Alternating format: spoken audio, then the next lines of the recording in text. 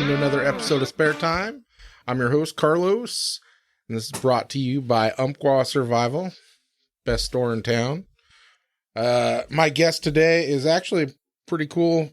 I was able to get State Representative Virgil Osborne. Carlos, how are you? Thank you for the invite.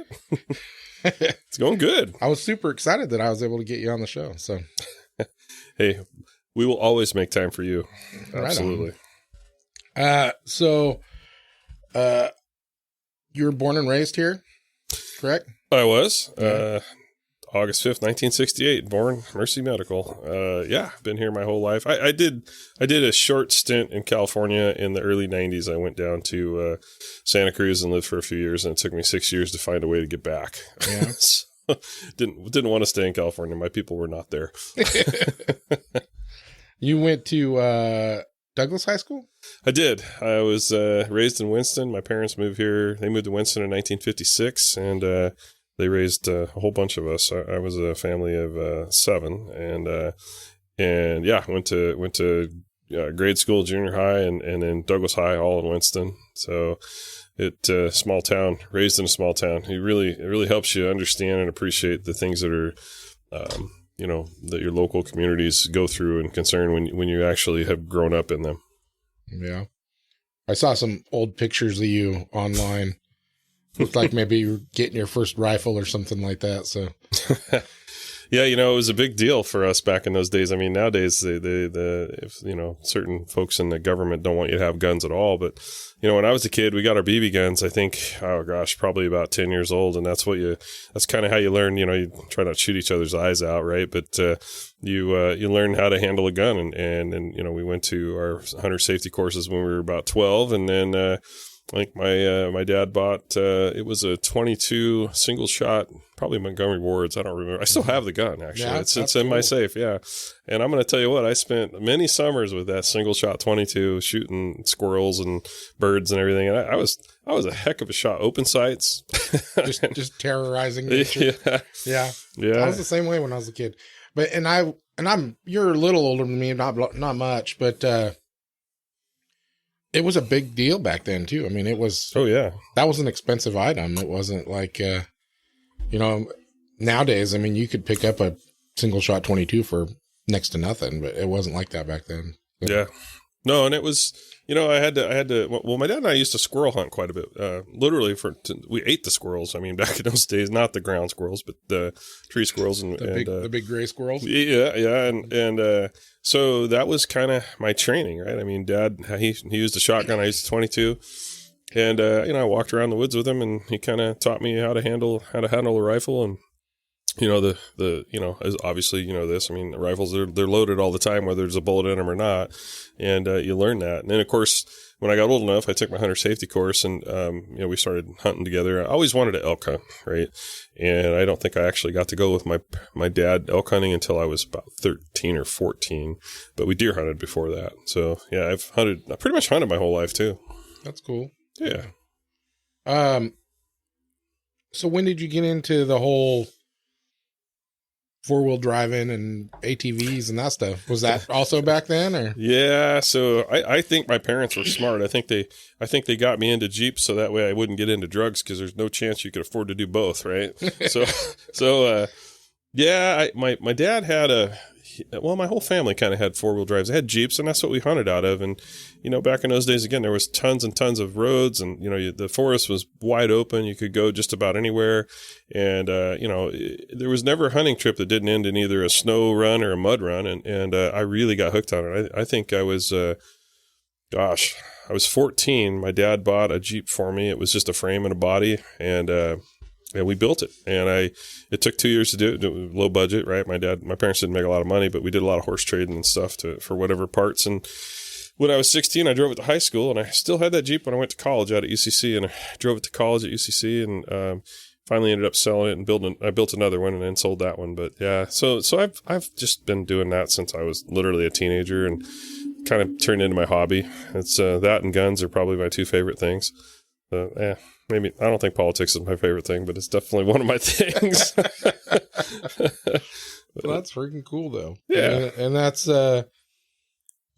kind of it's all part of the way of life that you grew up in, it sounds like. So it is. I grew up always being in the outdoors. I mean, we were hunting or fishing, more weekends in a year than we weren't. Right. Mm-hmm. We did a fair amount of backpacking. Of course, I was I did the Boy Scout thing, and it's funny when I want to say I was probably about 12 when I first got into Boy Scouts, somewhere in that range.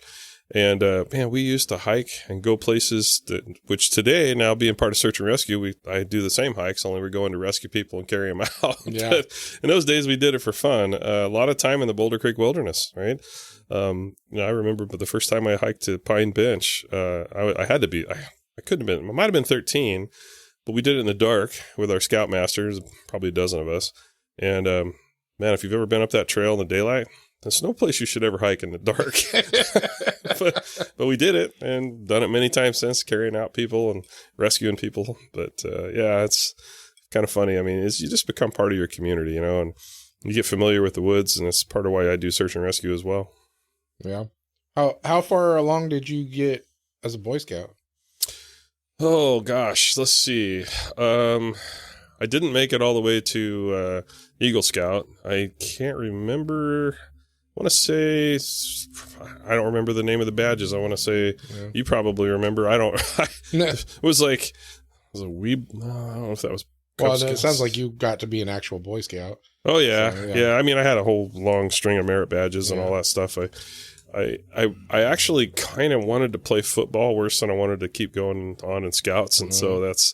When I was a kid, our parents, we did everything, right? I mean, I did piano lessons. I played in a band. I did all kinds of stuff that my parents kept us busy, right? And then I found the Jeep thing, and then that kept me busy. And then it's like, I was in a choir, and I'm like, I really want to play football. I don't want to do this other stuff. So that's what I did. I played football, high school and junior high, and that took up a lot of spare time. And then the mechanic part of it took up the rest. So, that's awesome. Yeah. That's awesome.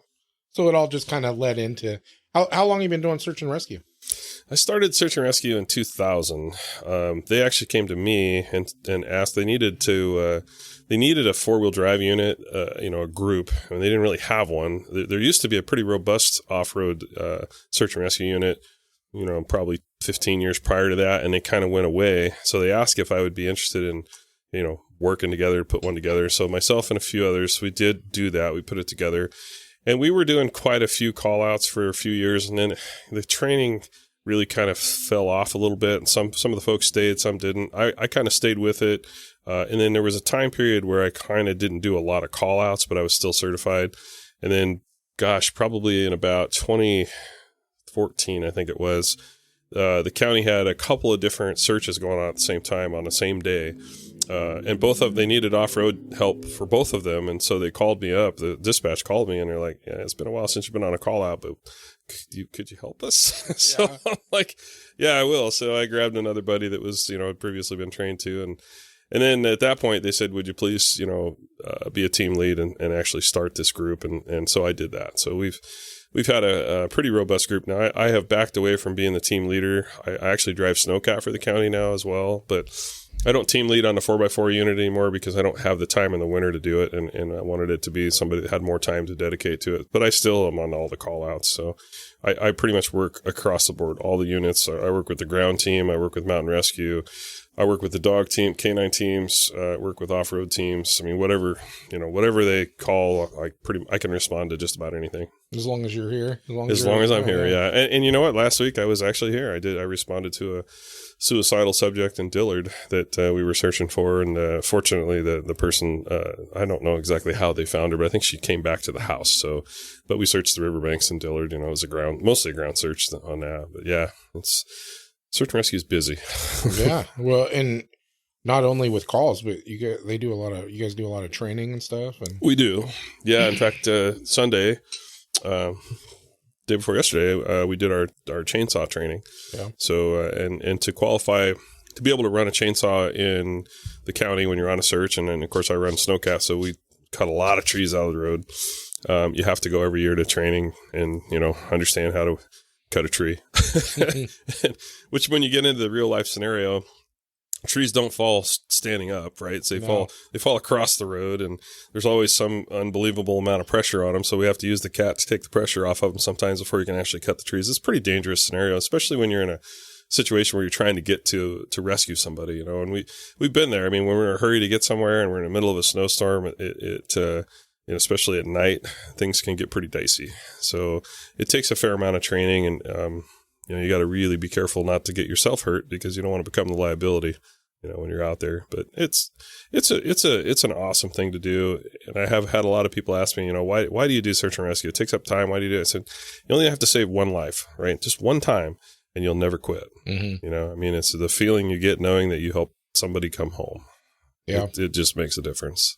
Yeah. So, I've always thought search and rescue was pretty cool, even before I knew you and your involvement with it. I remember years ago I was working at Lowe's, and it was after we closed. It was in the middle of the night at some point, and a couple of old guys in a Jeep pulled up and were tapping on our door, and I went to check, and they were looking for a guy with dementia that was roaming around, and they had a couple reports that he had been seen in our parking lot. Yeah.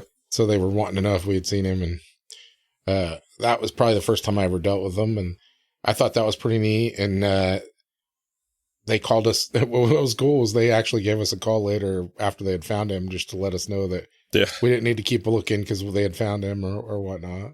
That's pretty awesome. And then a couple hunting seasons ago, we were up hunting up on Reynolds Ridge, and we have a radio, so we listened into what's going on, and we heard search and rescue, the Eugene search and rescue and Douglas County search and rescue, and they were talking with each other, which didn't sound like they liked working together too much. But, anyways, they were talking to each other about this guy, and we ended up running into a search and rescue rig, and they were telling us that they had a missing hunter down on the other side of the ridge. And we told them, you know, well, if we go over that way, we'll keep an eye out. But they didn't give us any description of what we were looking for or anything. Well, the guy that looks like he needs help the most, that's probably the guy you're looking for. The funny thing is literally 20 minutes before we ran into them, we went, I don't know what it's called, but there's like a lookout has like an outhouse, and it's a trailhead. It's right up the road from the ridge there. Oh, the shelter? Not the shelter. There's another spot that's got a bathroom at it. And anyways, it's a trailhead that's got a bathroom, and we were there. Bear camp? Is that? That might be it. Yeah. Anyways, we were there taking pictures. We got pictures of the guy's truck. Oh, really? In the background of our pictures. Turns out he was on this side of the ridge. Yeah. He went down that trail. It got dark, and he didn't want to get lost, so he just camped on the trail. And but we could have ended their search right there if they would have just said, well, this is what he's driving, because we would have been like, oh, well, we just saw that. It's right up here. Yeah, it's hard. It's hard sometimes in the heat of the moment when you're trying to find somebody. You have to be really calm because you can overlook things, and that happens in search and rescue, off and on. I mean, it happens in law enforcement as well. I mean, sometimes in the heat of the moment, things are going crazy, and you're making decisions fast. You don't always pick up all the details, but we try to be really good about that. Lane County and Douglas County do work together. Lane County is a little bit different. I mean, Douglas County, we train really hard, right? I mean, our navigation training is probably the hardest in the state. Other counties look at our navigation training and go, wow, we'd like to bring our people down, but they seem like they never do. But we have a very organized organization, I should call it. I mean, Brad Odell is our lieutenant that oversees everything, and there's a chain of command of deputies that oversee beyond that. And we have procedures when we do call outs. There's certain procedures that have to be done, all the way down to the simple things like writing down the vehicle you're taking out on a call and how many miles you used and how much fuel it used or whatever be the case. And all of that matters because sometimes if you miss somebody, like in this, for instance, we might have missed somebody and that person ends up, say, dying, right? The family can go back and say, well, search and rescue was out there looking for him. Did you guys not go down that road? And did you not look for that area? So That's happened. So what we do now, we have trackers on ourselves. So everywhere we go, we're literally being mapped by base, wherever base is. Sometimes it's back in Roseburg. Sometimes it's actually out in the field. They know where we're at. And even with that's good, because this way you don't end up searching for yourselves. Well, exactly. And that happens too. Yeah. But yeah, and not only that, you have a track history of where you went. So if somebody says, well, if you went up that road, that person was there. Well, we did go up that road and they weren't there, or we didn't quite go far enough and they were past that point. At least you know where you've actually searched. So all of that matters. It's got to be very organized.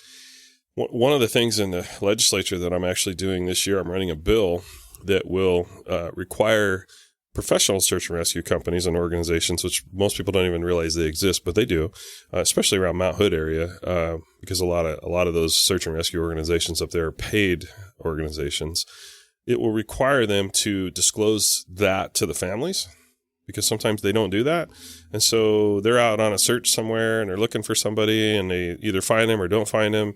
And then, a couple days into it, they go back to the family and say, oh yeah, by the way, it's $15,000 for the amount of time and Oh, wow. equipment. Yeah. And it really happens. So, recently we had a search for the young gal that crashed and went into the river up the North Umpqua here. Yeah. That was this last year. And there was a professional organization called, something with purpose, Adventures with Purpose, I think. It's a dive team. And, they came in there. Now there was no conflict there at all. They didn't do any of that, but that was an outside organization that did not go through our sheriff's department. They went in and did their own thing with the family's permission. And so what we're asking for in legislation is that those, professional organizations go through the sheriff's department. That doesn't mean they have to pay the sheriff's department. That just means the sheriff's department has to be aware they're operating in the area. Because a lot of times if we get for instance, we have a missing person and we find their vehicle, right? And this has happened multiple times. We have procedures when we find that vehicle. And for instance, one of the procedures is we won't go to the driver's side of the vehicle and open the door, because there is a smell that the canines can catch on to if we let the canines do it first, right? So if you go open that door and search that vehicle, you've now basically corrupted the area. So potentially the canines are thrown off. They can't do their job. So there's a procedure that we do that. Now, when you get an outside search agency or even family sometimes that comes into the middle of your search, not only do you have footprints going everywhere, so you don't know the direction of travel, which is very important. You need to kind of have an idea which way the person went, but you also have now basically messed up the area for scent for the canines as well. So there needs to be communication between outside agencies and the sheriff's department. We're all sheriff's department, folks. So yeah, it's complicated. That makes sense though. It makes a lot of sense. Yeah. It's, and they might have information that you didn't catch and vice versa. So, the whole idea is just to find these people. So, hopefully alive, but either way, you bring back closure to the family. We had a search in Powers. A lot of times, there's also 9 counties that work together, and actually Lane County's not involved in that. We work directly with Lane County outside of what we call a CORSAR call out, but we work with 3 Northern California counties and then 6 of the local Southern Oregon counties. If it's a major search and they need manpower, they'll call us all in and we'll all go. And anyway, so we had a search over in Powers in Coos County for a gentleman that hadn't been seen. I think he was in his early 60s, I think, but physically okay. He hadn't been seen in, a week or two, and then all of a sudden somebody stumbled on his car. And, there were some suspicious things about the car that, there was a back window that was broken out, but there was a wad of cash, not like a bunch, but dollar bills in the console that nobody had taken. And there was food in the back, like he had planned on staying. Nobody knew what the circumstances were. So we searched for quite a few days, and then we ended up finding his clothes in the middle of a unit, right? He had taken off all of his clothes except his shoes and socks, evidently, because they weren't there. But the problem is, by the time we got there with our canine team, there had been 4 other counties that had been there too. And so our canines couldn't pick up a direction of travel. So to this day, I don't believe he's ever been found. It's search and rescue has a lot of different challenges when you're in the field. Yeah. Yeah. But we talk to, we get a lot of search and rescue people in here in the store shopping. Oh yeah. A lot of you folks are our regular customers. But we were talking with one, And they were telling us, I think it was 2 years ago when there was a lost hiker, and they found him, but they didn't want help. And so they brought him food and this stuff, and they're just trying to convince him to come back, because. Yeah, that was the first night. And I know exactly what you're talking about. Yeah, so that person was having a health issue, and that was up on the Pacific Crest Trail. Interestingly enough, that night, it was during forest fire season. It was summertime, and we had a call out for evacuations down in outside of Tiller. And I was down there. I was actually down there working, and that call came in at like midnight, and I think we had 4 or 5 teams out, and they cut off some of us and said, "Hey, we need you to go to the Pacific Crest Trail at Diamond Lake." So you can imagine, and I mean, I'm like, it's like midnight, and I go, so I didn't go. I didn't dispatch that first night, but they called our horse team out as well, and so they got to the guy, and he was like, "No, I'm fine. I don't want to be bothered. Just leave me alone, whatever." And it took 6 hours to get to where he was after they got to the trailhead.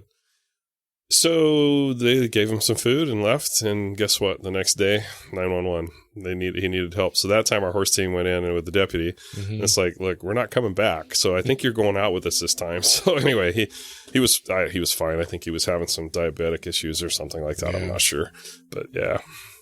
Yeah, I'm sure you get lots of success stories and lots of sad stories too. And yeah, we do. That's the name of the game, though.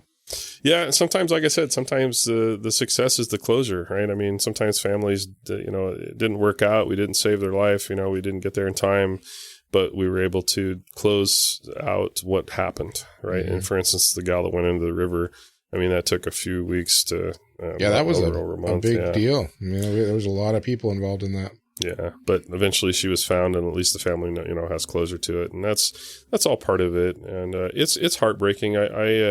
I've been on some searches, especially for the kids, right? I mean, kids and older people really get to me, and we have a chaplain that works on the team as well. And there's nights where, we found somebody, who'd passed away or whatever in the woods, and, under whatever circumstances it may be, it could be suicidal, could be, elements got them, whatever. And it's hard on, especially some of the newer folks that really haven't dealt with that before. But that's our job. I mean, we have to take the body out, we have to get it back to, to the family. And, the one that most recently comes to mind was the search at Toketee when the young law student fell off the waterfall. It took us 33 days to finally find him. And we all worked on that, every other day or so. We were up there rappelling down into the falls area there with pike poles, trying to find him. It was heartbreaking. Finally, I think it was the 33rd day, he finally floated up, and we went in there in the night and got him out. And it was once you get started on one of those, you want closure yourself. So you'll stick with it until it's done, whether it takes a month or, a year, but if you find them, so it's difficult. Takes a special kind of person to do that kind of stuff, I think. It's hard. Yeah. I mean, you really got to, people can get some real PTSD going, I bet, yeah. And yeah, I've been lucky. I can deal with it. I'm a politician. I can deal with harder stuff. You just lie to yourself about it? Something like that, yeah. Yeah, so that works. That really didn't happen. I deal with some pretty hard stuff sometimes, and I've been fortunate enough to be able to handle it in my life. And so far, the people around me don't think I'm crazy. So at least they don't tell me if they do. They potentially do. Well, you seem to have a pretty good support group around you anyway. So I do. And with the exception of a couple of folks from what I've seen on social media, you have a lot of community support also. So, I mean, it's, I do see that there's a couple of haters in there. Like every time there's an article about you, I see there's like 1 or 2 names that always have to pipe up and talk about how some ridiculousness. Yeah, there always will be, and I just don't respond to that. I try to just, I represent the people that I represent, and the people that don't like me and they don't want me in that position. I mean, that's okay. I mean, you don't have to like me. Well, I think it comes with being in the public eye. It does. I mean, yeah.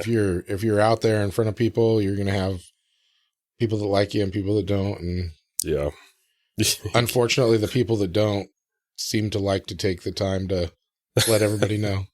So, well, I've converted a few. I mean, a lot of the people that hate me or whatever they, how they feel, they don't know me, and there have been some that I actually, I'm not going to name names, but there's been some that I've sat down with and had conversations. They're like, wow, I had no idea. It's like, I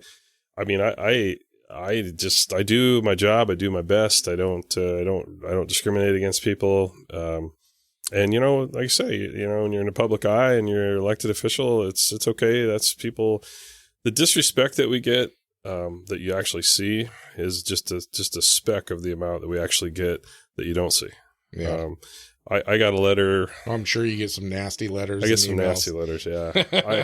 I got a letter about 2 weeks ago. I was all happy. I got home and sitting down to open my mail, and I opened that letter thinking it was going to be something positive. And I read the letter, and I'm like, I was so mad. First thing I had to do was text my chief of staff and send her a picture of it and tell her, hey, this is, and then I was, and then I looked at the letter and nobody signed it. Right. So the letter wasn't signed. Imagine that. Yeah. Imagine that. Right. And it came from out of the district because it had gone through Portland. No return address. Yeah. Yeah. And everything about it was, what the accusations they had made were pretty false. I mean, it was, and frankly, it was a bill that was fairly controversial that I had signed on to. I wasn't the major sponsor of it. I'd signed on to the bill, but the bill never got out of committee. It never even got a hearing. So it was inconsequential, but this person acted like it was law, and I was the evilest person on the planet because I had made the law. And anyway, so I'd love to sit down with that person and have a face-to-face. But, if you're coward enough to send a letter with no signature and no return address, then obviously we're never going to have a face-to-face. So that opinion just went in the garbage with the letter. So, they must not have been able to find you on the internet, because that's what all the people on the internet do. I don't know. They're all tough when they're not actually, when you can't defend yourself. Well, that's the problem with the internet. I mean, honestly, you take this thing back to the 1800s and you mouth off to somebody, or you have an attitude with somebody. Arguments were settled completely different than they are today, right? And maybe you can help bring it back. Dude. Yeah, I would love that.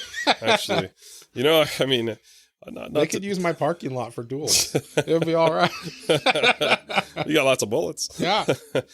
And that's the thing. I mean, just because you can sit behind the keyboard and be a keyboard warrior and, throw stones. And that's something you'll never see me do, right? You'll see you follow me online. I will post my opinions, and I will post about potentially the other parties that I don't agree with. And I'm very open about that. But you'll never see me attack somebody personally like that. And, it's just not, if I do it, I'm going to tag them with the attack, and I'm going to say, I'm attacking you, and here's why, right? That's courage. That's guts. And people that do that stuff behind the scenes and don't even have the guts to, I guess we're on a podcast. I can say don't have the balls, right? So they don't have the balls to do it the appropriate way. I give no respect to that, and I don't even listen to it anymore. That is one thing. Politics will teach you. You will have thicker skin when you're done. I'm sure. Yeah. The other thing with posting online is, and I learned it when I took over this business, is just not to. You post what you're posting, and I don't even respond when people have things to say.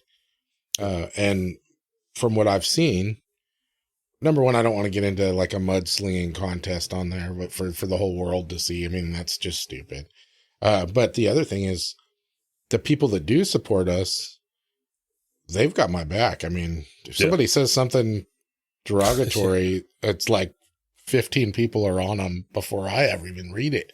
But yeah, and that's a good thing when you got the support of your customers or community or whatever. Your constituents, it matters. And if you don't have that support, that also matters, right? That means something when people aren't coming to your defense. And I've been very fortunate. People do come to my defense, but and I never, and it's hard. It took me a long time before I learned not to respond, right? Because that's not me. I don't back up very well. I generally come out fighting, but coming out, especially online fighting, just gives credence to the crap that was said that's not true anyway. So you just kind of go, and I have been through that with Champagne Creek when it took us years to get that thing going, and I'm sure you probably followed some of that stuff. And tell us a little bit about that. I mean, I got that on here to ask you about it. Yeah. So Champagne Creek was, just give you a little background on it. So back in 2016, late 2016. I approached the commissioners. I wasn't in politics at that time. I had done some planning commission stuff in Winston, but I wasn't involved in politics in any way. I approached the commissioner and I said, we really need an off-road area here in Douglas County. I mean, we have people, the public lands are being closed off, private lands are being closed off. We need some place to go. And I go, I'd like to see the county own it. That way the county can control it as like a park. And that example's been set in many other counties as well. In fact, we just visited one a few weeks ago in Morrow County. That's an incredible area. But so I got together with one of the commissioners, and he said, "Well, let's take a look at all the county holdings. Let's come back in a week, and I'll give you an idea what we have that we could possibly offer." So he narrowed it down to the holdings, and we looked at the map of the whole county, and anything the county had that was 200 acres or more was on that. And immediately, the one that popped up was Looking Glass, right? And I knew it was an old transfer site because we used to go up there. And when I was a kid with my dad, it was an old dump too. But I had no idea it was 200 acres. I always thought it was like 20 acres or something like that, right? And I go, well, what's that? He's like, yeah, that's just up the hill from you. I go, well, that's perfect. That's 7 miles from town. It's local. The other options were Milltown Dam, which is a little bit farther out of town, and then of course the Smith River, Elliott State Forest, some of that stuff, at the time. And I said, well, let's investigate this. So we started that investigation of that property, and it was 204 acres. And we drove up there, I don't know, a couple weeks later, whatever. We drove up and we looked around, and I'm like, man, this thing could work out really well. And the commissioner said, well, he goes, let's explore it. Let's start moving that direction. He said, but we need to get public involvement, right? And I said, yeah, that's fine. They didn't have to do that. The county owned it. They didn't have to have public input to do whatever they wanted with the property because it's zone farm. It was zone forest, which has a recreational piece within the zoning. So the county planning department manager at the time, Keith Cubitt, he started having a public hearing, and it didn't take long for it to go straight to hell. Yeah. I mean, I had environmentalists coming in from out of the state, from out of the area. I had the local people trying to convince the neighbors that this was a horrible thing. We were going to go up there and we were going to have Jeep races in the woods and make all this noise and have motorcycles and everything. And I was like, wait a second, that's not at all what we want to do here. So they had a public hearing in Looking Glass at the Grange, and there was about 85 or 90 people there. And I went to it. Well, I don't think they wanted me there. Well, I know they didn't because they asked me to leave, but I went anyway. Again, I don't back up very well. So I'm at this hearing, and it's like, every neighbor, whether they were a neighbor to the property or whether they lived clear across the valley, and heck, there was some people, and I don't want to throw out names, but there were some people that have no interest in it at all and lived in Roseburg, were there just to bitch about the whole idea, the whole concept, even though they didn't know the concept. So Keith's trying to explain the concept, and I'm just sitting there going, I'm the expert in the room because this is kind of our baby. We're working on this thing together. And one of the local neighbors got up and said, "Could we ask this gentleman to leave?" And I said, "I'm not leaving. And this is a public hearing." So I said, if somebody in here wants to make me leave, I guess it's going to take more than one of you. I'm not leaving. and anyway, the county's like, no, that's not how this works, right? We're here. I hadn't said anything. Anyway, so it just got really controversial and got to be blown up. So again, I don't want to get into the weeds, but it was just a fight after fight after fight. So finally I said to the county, I said, well, how about we just lease the property? Right. We'll have our own LLC. We'll lease the property. And the county didn't want this property because there was about a 3-acre landfill that has been long since decommissioned. DEQ doesn't monitor it anymore. It's safe. But the property has some slides in it, so you can't build on it. There wasn't enough timber to make it worth harvesting and keeping the property. And it was just kind of a pain because what it really was all the neighbors were using it for their own private playgrounds. Right. Yeah. And so the county says, you know what, we'll lease it to you guys and it's your headache, not ours. So we leased it. And then, we used it a little bit for some 4-wheel drive stuff, but mostly we used it for search and rescue training, which was a really good thing, right? We used it for off-road training, and we used it for, canine training and what have you. we had a particular neighbor, and again, I don't want to throw names out. We had a particular neighbor that just hates my guts. Even though they're not even close enough to be affected by the property at all, they continued the fight. They continued to, they called DEQ, I think 9 times. They called the county 23 times in 1 year to complain. Nobody's on the property. They're just making stuff up, complaining, right? So finally, after a couple of years of fighting, the county's like, look, you guys have a nonprofit. If you want this property, it's nothing but a pain in our butt. It's yours. And we're like, okay, with what stipulations? And they said that you will continue to do search and rescue, firefighter, any municipality type training at no charge to that organization. As long as you'll do that and use the property for that, you guys can manage it. It's your property. So we did it. And now it belongs to Champagne Creek Ranch, which is a nonprofit. And not only do we do all that kind of training, we do a lot of firefighter training there. We also do, every year we do some events that raise money for United Way, Greater Douglas United Way. So, which goes into a fund, which we need to start spending some of it, but it goes into a fund that would help handicapped people get out into the woods, right? So it may rent a van for them to go up to Crater Lake for the day, or it may, rent a van for them to go to Champagne Creek and, hike in the trails or whatever it may be. So it's become a really cool thing. And actually all of our neighbors have really been pleasant. They all love us. The property values originally, people were talking about how the property values are going to drop. There was one house that I know sold for about $150,000 before we moved there. It just sold here about 3 weeks ago for $840,000. So I'm pretty sure the property values didn't drop. No, doesn't sound like it. Yeah. In fact, it sold for so much. The other neighbor that lives just a little bit to the north said, I got to sell my house now. I can't stay here. I got to sell it because look at the property values. And I'm like, I get it. I understand. But, we've got along fabulously with our neighbors, and we take extra care to make sure we don't have any issues. And it's just become a really nice community asset. We allow hiking. You sign a waiver, you can go in there and hike whenever you want. The mountain bike group has come in and they built, 4 miles or so, maybe 4.5 miles of trail. They have their own mountain bike trails. We gave them permission to do whatever they want. Well, basically. It seems like somebody's in there all the improving time. It all the time. Yep. Yep.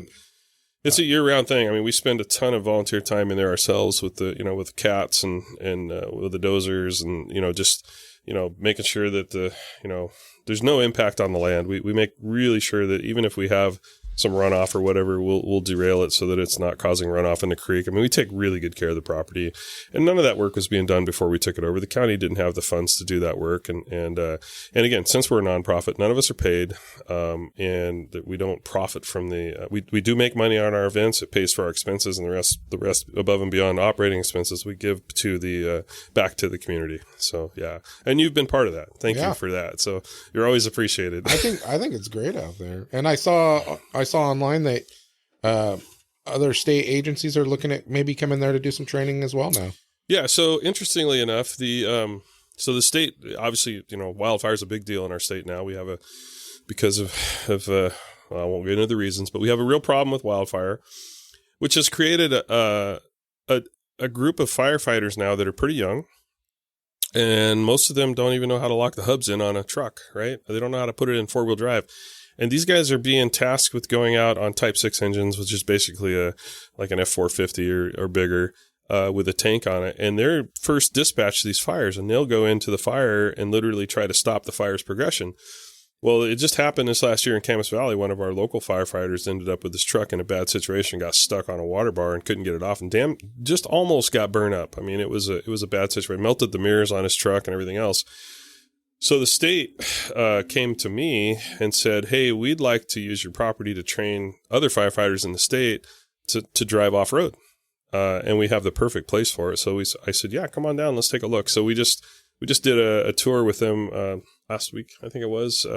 We did a tour with them, and I think they're going to utilize the property. They'll do some burning, and we do a lot of that kind of stuff anyway. In fact, the RIMS team, which is a firefighter rescue team, comes out, does some repelling work and stuff out there. It's been a great training facility. Even the police canine, not just the search dogs, but the actual, we had canine Grim, I think is his name. And we had, what's the newest one? There was the newest canine they have. Anyway, they came out and did some training out there as well. It's kind of cool to watch that. Yeah, it's just turned into a real asset for the community. That's awesome. Is it close to what you envisioned it originally? I mean, It's getting there. We got some more work to do, but yeah, I think so. What are some of your future plans for it? I mean, things that you'd like to see happen anyways. First and foremost, we really want to get electricity out there. We don't have electricity on the property. It's fairly remote, so anything you need has to be a generator. I think that's in the works. I think we're going to see that happen. I'd like to get a water drop out there. We actually do have a main line that runs through the property. We'd like to get water on the property as well. I don't think we'll ever do anything like build any kind of buildings where you can live up there or anything like that. But I'd like to see the place developed and maintained. We need to go in and do a lot of brush clearing. I have Mark Jones Trucking, Katie Mark, they're bringing out their I think now that fire season's over, but probably pretty soon, they have a masticator machine that they're going to go out and take out some of the brush. And there's just a lot of maintenance. And I do want to see more state organizations come in, and I want to see, the county continue to train. But otherwise, I think we're headed down the right path. And we want to do more of our events too. I mean, we've been part of going into being a state rep. It took away some of my spare time, just a little bit of my spare time. So haven't had a lot of events yet or lately, but we'll do more of that. Nice. So yeah. Well, I know I was talking to you a while back about doing a land nav class. Yeah. There. And that's still something I want to put together. So yeah. You do land nav training there anyways for we do. search and rescue. So yeah, and we actually have GPS finds out there. There's probably 25 of them, maybe 30 of them that they're hidden, and they're all marked, and you can either GPS them or map them. And if you're good with a map and compass, you could probably find them. Yeah. But you got to be really good. I can find them because I put them there. As long as you got the map, right? Well, yeah. Well, the idea was with search and rescue is, you give the coordinates to a searcher and you say, here's the coordinates, and you take away their GPS and you give them a map and you say, here's your compass, find it. Yeah. and they do, and that's part of our training, right? I mean, GPSs are awesome. The ability to use one of those is incredible, but they're not 100% accurate. And sometimes they fail, particularly in cold weather. GPSs have a tendency to not like cold weather. It can screw things up. And sometimes just being in certain elements, maybe they don't have a clear line of sight to the satellites they're trying to hit, or you don't have enough satellites. You can end up being off by 100 miles, and you don't know it till you get lost and then you're trying to find it. So, well, navigating with a map and compass is, it's almost becoming a lost art. So, I mean, it's good. It's good training. So one of our trainings that we do, and I haven't done it in a couple of years, but, we hike Tipsu Peak. I don't know if you've ever been up there before. I don't think so. So it's up near, it's kind of between La Mola and Diamond Lake. So we'll hike to the top of Tipsu Peak, which is about a 3-mile hike, and it's a lot of elevation change. It's one of those peaks you see next to Thielsen. It's I guess it'd be to the west of Thielsen. So we'll hike up to the top of that, and then we'll take we do have GPSs because we always carry them, but you can't use one. So we'll sit at the top of that and we'll land navigate to Miller Lake, which is another 10-mile hike. So you sit there and you pick three things, right? So usually you can pick you can pick a tree on the top of a mountain near La Mola. You can pick Miller Lake. You can pick one other thing, and you triangulate your position with your map and compass, right? Mm-hmm. So then once you've triangulated that position, you got to hold that, and you're aiming for Miller Lake. You're aiming for the boat landing at Miller Lake, right? And so technically to be certified, even though if you can get to the lake, that's good enough. You got 10 miles of wilderness to hike through, and it's not all downhill. Some of it's uphill. So you have to hold your compass coordinates for that entire time. And then, of course, you got to do it in the daytime. So you got to, 10 miles is a hike. Yeah. So you want to get there before dark. So yeah, that's how we have in the past trained a lot of our searchers. Recently, I think they backed off a little bit on that because it's, I think some of our guys that lead the class are getting too old to do the hike. But it's comforting to know that you can be in the middle of nowhere in the middle of the night, whatever time, doesn't matter. And you're not really lost. I mean, you're always lost, but you're not really lost. If you know you need to go north at, 110 degrees or whatever to get to a road, without your GPS, you can do it. So that's awesome. Yeah. I think it's cool how you've taken things that were just part of your life, and turned them into something that benefits the community. I mean, you're just a kid that likes to play around with Jeeps, and then next thing you know, you're just doing search and rescue, and then it leads to Champagne Creek, and And I think that's pretty cool. I mean, it all matters. I mean, it's just kind of, and I've always been kind of, and I think I was raised that way. I've always been community oriented. My parents I had the best parents I think ever.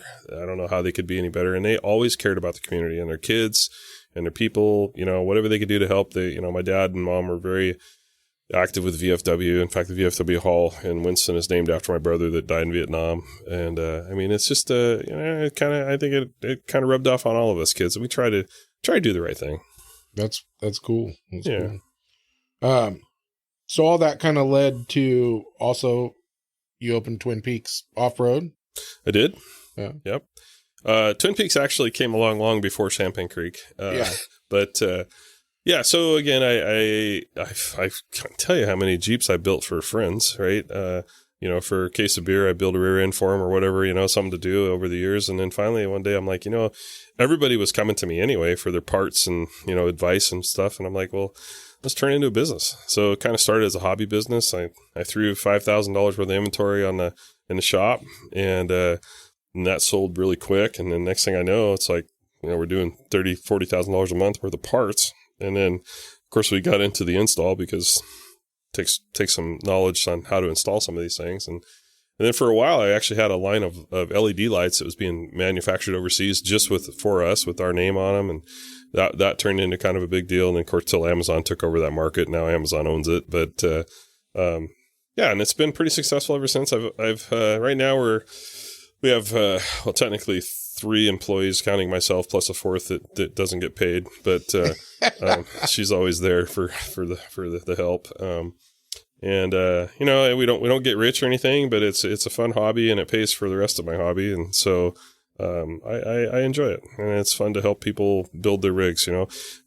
The difference between us and some of the shops, like if you go to a tire shop, they're gonna sell you whatever they can sell you, the most expensive thing, or they don't have the knowledge that we have, because I've been out in the woods. I know what works and what doesn't, and I'm not going to sell you something that costs more money than you need to spend, right? I'm going to sell you what works, and But so the first conversation I have with somebody when they come to my shop and they say they want to modify their rig or build it, oh, what are you going to do with it? Yeah. Right. So you tell me what you're going to do with it, and I'll tell you what I think you should have. And then you tell me what you want to spend. That's up to you.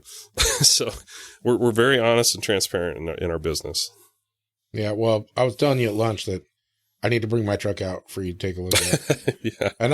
And I drive, I'm an old man. I drive my truck like an old man. I mean, I do the same. I tell my wife, I've got friends that are like, oh, are you going to go scrapping in the woods? And so I said, dude, 4-wheel drive is for emergencies. I don't put my truck in 4-wheel drive unless the tires are spinning on accident, And, but,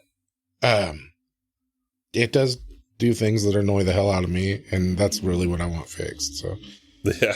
So well, we can help with that. I'm sure. I think it's cool though. I like it. And you were saying that it helps pay for your other hobbies. It does. I have a gun hobby. I can't help it.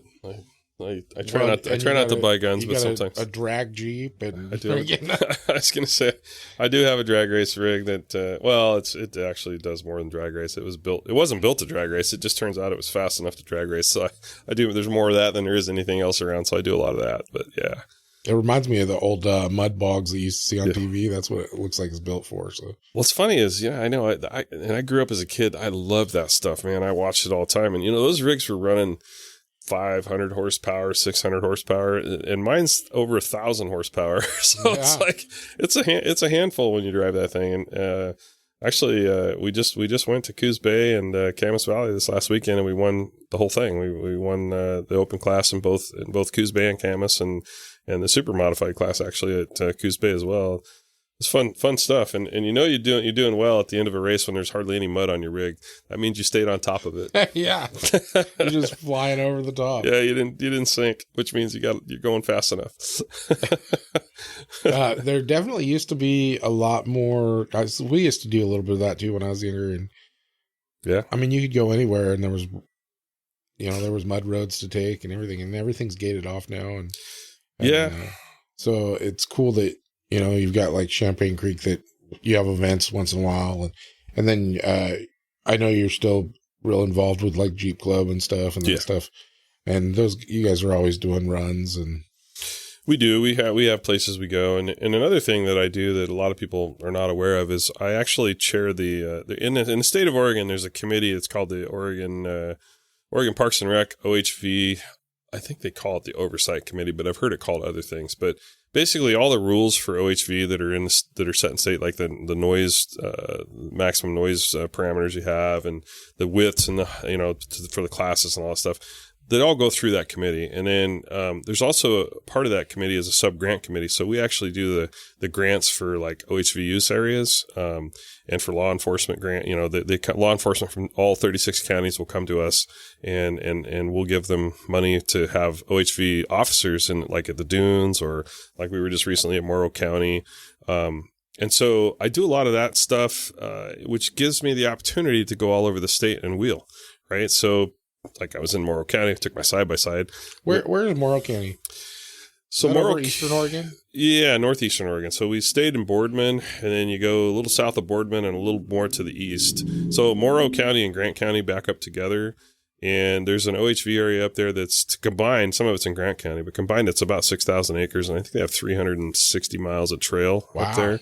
So yeah, we rode a lot of that. Of course, it was fire season, so some of the trails were closed, but we got to ride some of that. And then the next day we went down to Hood River, and Hood River County actually has an OHV area as well. So we rode a lot of that. And it also helps me because I get to give input, because I want to see more Jeep stuff, not just side-by-sides and motorcycles, right? So even though I have a side-by-side as well.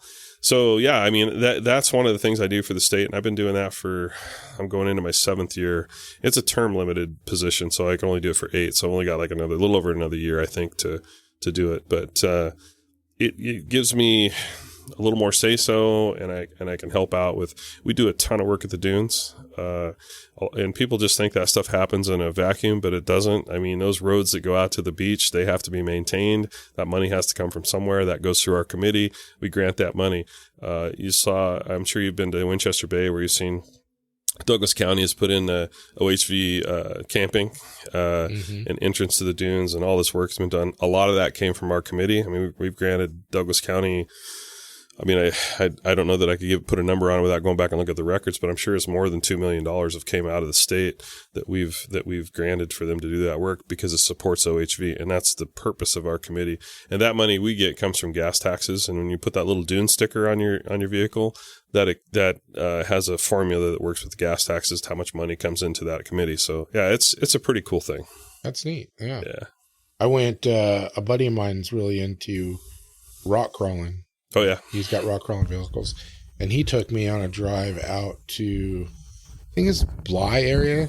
Okay. East of Klamath Falls, way out there, which there's like hardly anything out there, but there's lots of trails and lots of rock crawling area, and that's pretty fun.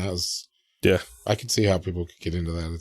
There's lots of stuff over there, and a lot of that land is Forest Service or BLM. Yeah. So that helps a bunch. The problem we have locally here is a lot of our forests here are mixed ownership. So you have timber companies, and then you have BLM mixed in with that, some Forest Service mixed in with that, and it causes a little bit of a conflict. So when you get over east, especially in the desert, a lot of that is much more available to build trails. So, yeah. Well, because nobody else wants it. Yeah, there's nothing there. Yeah. Well, the environmental crowd would like to have it all. Oh, I'm sure. It's amazing to me, though. They don't want you to build trails, or they don't want you to walk on the property, all those hundreds of thousands of acres, because they're afraid you might mess with the sage grouse, or, kill the wild rattlesnakes habitat, or all this crap that they talk about. But yet they'll put 10,000 acres of solar panels right over the top of it, and there's no issue with that. So in the state, I argue that a lot. I've asked them every time they come to us for a hearing. I go, well, okay, so explain to me why I can't drive my Jeep on that property, but you can cover all that habitat with solar panels, and that doesn't hurt the sage grouse. And then don't even get me started on these doggone these wind generators, or whatever you call them, the windmills.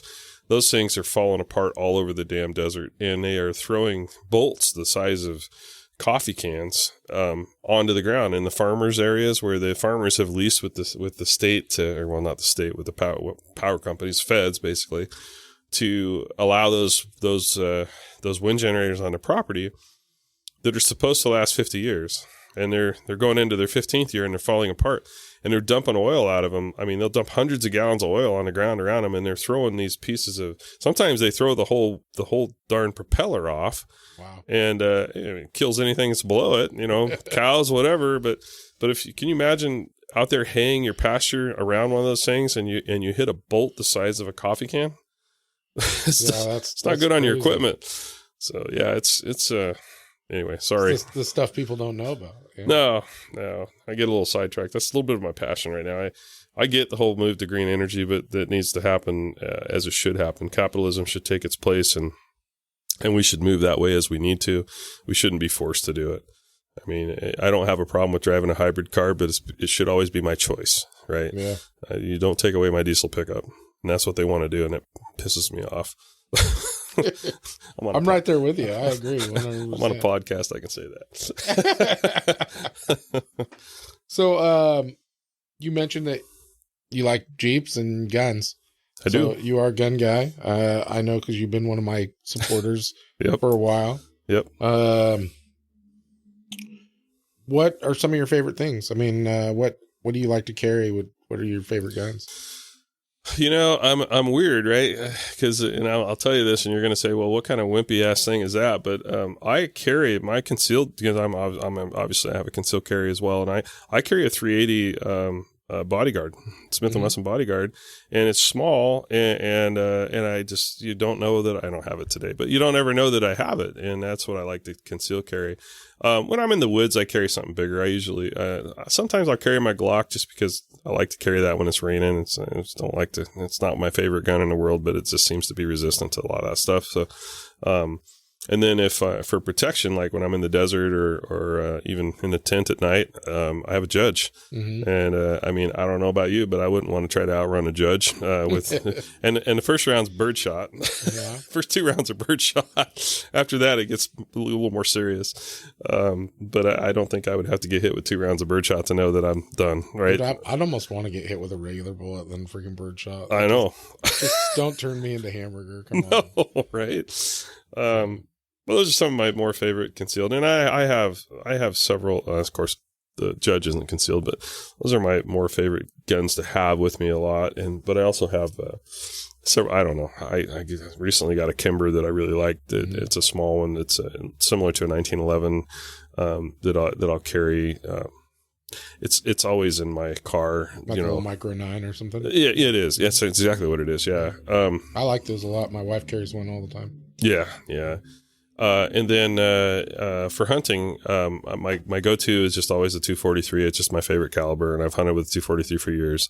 But for elk, I use a 7 mag. And a 7 mag is, I do all right at 300-400 yards, and I suppose you get out past that too much farther, people say, well, whatever. Everybody has an opinion. That's my favorite gun. That's what I shoot elk with, and it works. I have bigger guns. I can shoot farther, but we're also in Oregon, and we're hunting in areas where, I guess if you want to reach out and touch something 2 miles away, there's a caliber for that. Yeah.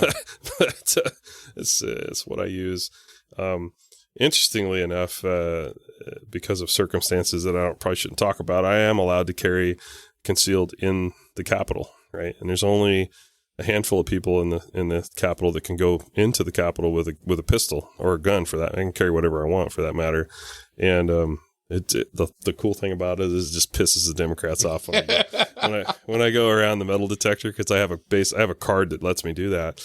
Now you have to go through a lot to be able to do that, and so it's not something just anybody can get. But it makes me feel proud, not like in a weird kind of way, but just proud that the trust is there, that they know that I can carry a pistol, and I'm safe to do that. Now, would I pull that pistol out in defense? If somebody was to start up shooting up the Capitol? No. What I would probably do is shut the door and lock it, put my staff in my office, and wait for the state police to do their job, because we have more state police officers around the Capitol than you can shake a stick at. That's probably the safe bet anyway. Yeah, and the last thing you want to do is pull your gun out when somebody else is shooting, because guess who's going to get shot? Yeah. But in the event you need it, it's there. Yeah. And we have a panic button in our office too. There are some, every once in a while, there people go crazy up there, and you get you get some strange things happening, but we've been pretty fortunate. That's cool. I didn't even know that was a thing, though. That's interesting to know. Yeah. the state police up there are just incredible folks. They're always on there, on staff. They have undercover guys that are always there, and then they have uniform guys that are always there too. And I mean, if you're going to do something stupid, the Capitol's not where you'd want to do it. Yeah, I mean, for sure. There's plenty of people to handle it, whatever stupid you could come up with. I bet. And I would never give you a hard time about whatever you carry. No. Honestly, I have people all the time that are like, oh, well, and we have customers that'll argue with each other about, oh, that's not big enough and that's not what you need. But the fact of the matter is, having anything is better than having nothing. Yeah. And it's a deterrence. Yeah. And you watch videos all day long on defensive shootings or whatnot. And it doesn't matter what they get shot with. I mean, half those are 22 caliber pistols. But the same thing happens. You get shot, they fall down and run away. Yep. So, I mean, whatever you've got is going to do the same job. So, well, yeah, I mean, nobody wants to get shot. And I mean, there's always that exception where you got a guy that's, cranked up on LSD or PCP or something like that. And, I mean, I've seen some videos on, I'm sure you've seen them on Facebook and TikTok where, officer shoots a guy like 6 or 7 times and he keeps coming. Right. Yeah. And that cop's shooting him with at least a 40, if not a 45. Well, there you go. It's a 40, if not a 45, and he's still coming. So, I mean, a normal sane person that gets shot, I don't have to get shot twice to know I'm done. I don't need to get shot a third time. It's time for me to leave and you win. Yeah, exactly. But no, I mean, the real important thing is, that, if you have something, is better than not having something. So. I absolutely agree. And I think this state should be a concealed carry state without having a concealed carry. I think you should be able to you can't open carry, but I think you should be able to carry anyway. And, I'm way more comfortable knowing the more people are carrying than not, right? I mean, yeah, for sure. Yeah, because the crazy is going to be there whether you want them to be there or not. That's just going to happen. So, what are some of your? I know because we were already talking about. What are some of your bucket list guns? What are some of the things that you'd like to have that you don't yet? Guns? Yeah. Well, I mean, I just been scoping out a 500. Yeah. Really would like a 500 or maybe a Desert Eagle 50. Those are definitely a couple guns I'd like to have. And I will eventually do that. And I have buddies that have 50 cals I've shot. I don't technically own one, even though I did post a picture of me shooting one and me holding one, which was great for pissed off the Democrats too, which is exactly why I posted stuff like that. But that's on my bucket list. And there's I don't have a 338 Lapula yet. I would like to get one of those. And these new calibers keep coming up. There's always coming out with new stuff. Yeah, the 6.5 is another one. I have I can't say I have any guns. I think they all got burned up in a big fire we had last summer. I don't actually technically own any guns anymore, but I just love guns. I mean, I love the whole, it's not like I'm a gun nut. I mean, I guess I kind of am, but I love the mechanism. I love the mechanics of a gun, what makes it work, and all the difference. I mean, the difference between, like, say, just a 1911 and just a regular semi-automatic pistol. I mean, it's like, and you have people that look at a Glock and say, well, the Glock doesn't have a safety. Well, yeah, it does. It has 3 of them, right? I mean, people don't know that, right? If you don't know the mechanics of how a gun works, if you don't know how the mechanics of a gun works, then you shouldn't be shooting it. Right? You should learn that first, because that's how people get dead when they accidentally shoot themselves because they're cleaning their gun and they didn't realize there was still one in the chamber when they pulled the trigger. But anyway. Yeah, that's for sure. That's true. You got to have the proper training, just like anything else. It's important. Yeah. And I appreciate guys like you that teach people how to do that stuff. I never realized how much of a teacher I was going to have to be. Yeah. Until I started doing this, and all the time we have people come in and just talking to them while we're trying to sell them something. Yeah. We figure out that maybe they shouldn't buy something yet. Maybe they need to get a little training first. And we've had those conversations with people because I would rather keep people safe than make a few dollars, Yeah, I ran a bill. It didn't get out of committee, but I ran a bill that would have required schools to have gun safety training as part of school. It wasn't a requirement. It was an offered course, and that used to be a thing. Yeah. I know, yeah. And people take that wrong now. It's like, oh, well, you're just teaching kids how to use guns. Well, yeah, we are. They need to know how to use guns, because what if they have a gun, or what if they find a gun or whatever. But your parents' job is to teach your kid the difference between right and wrong, right? I mean, and by the time you're 11 years old, if you don't know the difference between right and wrong, you're probably not going to know the difference between right and wrong. Yeah. So part of teaching your kid something is to teach them why something is right and why something is wrong, right? And I just think that should be part of the schooling.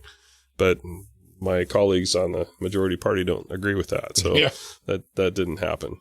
I always tell, especially a lot of ladies, because I have a lot of ladies that will ask, what should I use for self-defense, and minus my chief of staff, because I know she doesn't carry one of those, but I always say a revolver's better, right? I mean, you don't have to worry about the action, because a lot of times smaller ones, the action's kind of hard to cock, right? And a revolver goes off when you pull the trigger, right? You don't need a safety necessarily on a revolver, because if you pull the trigger, it's going to go off.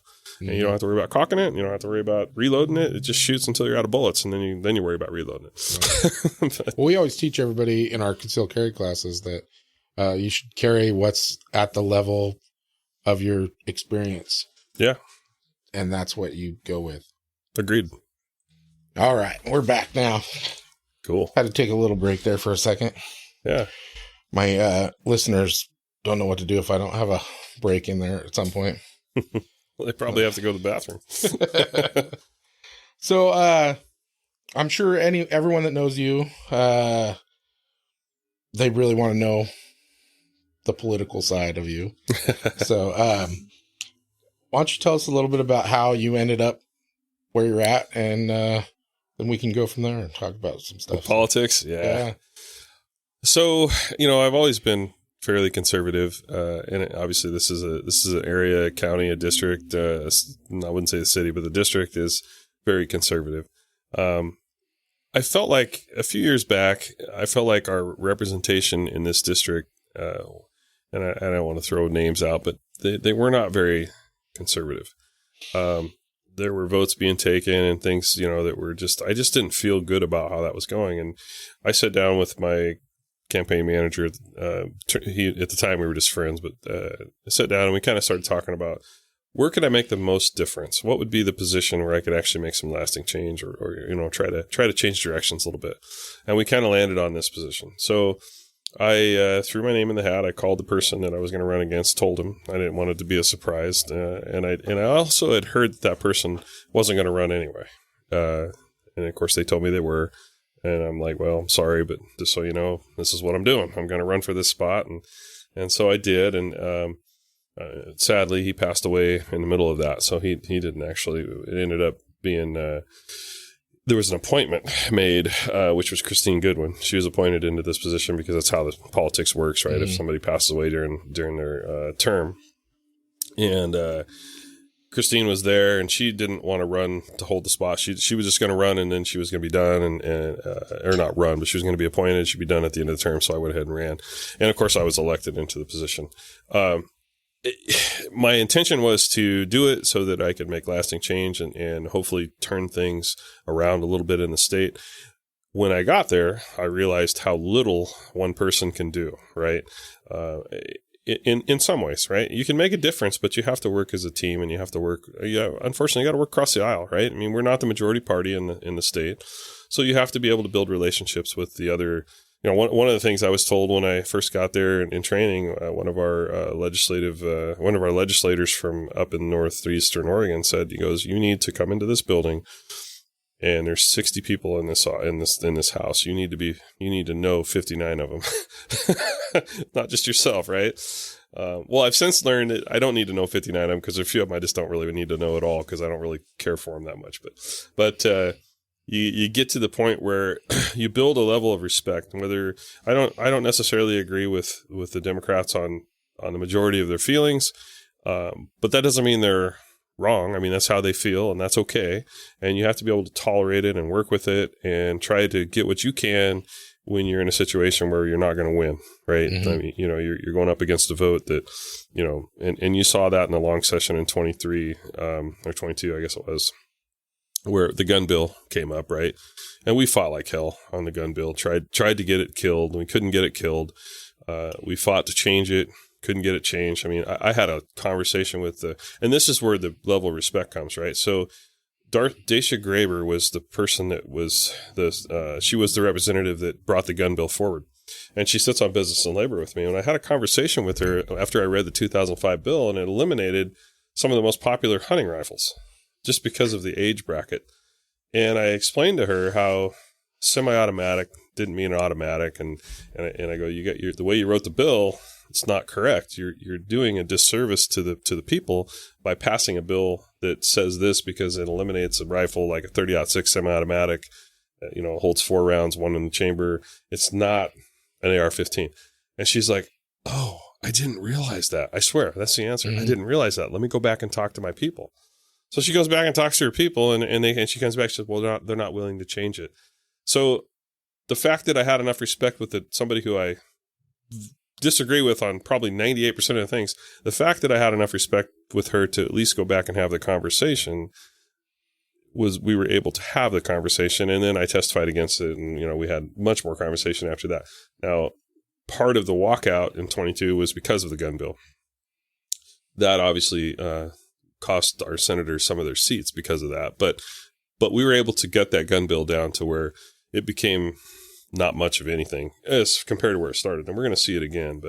But those are the reasons why I went to the legislature, because I feel like I can have those conversations, I can have those relationships, and I can still stay conservative, right? So the CPAC rating I have right now is 100%. There's only 2 people in the state that have a rating that high, which is basically 100% conservative rating, and that's me and Shelley Bosshart. She's a rep up in Northeast Salem, somewhere up in that area.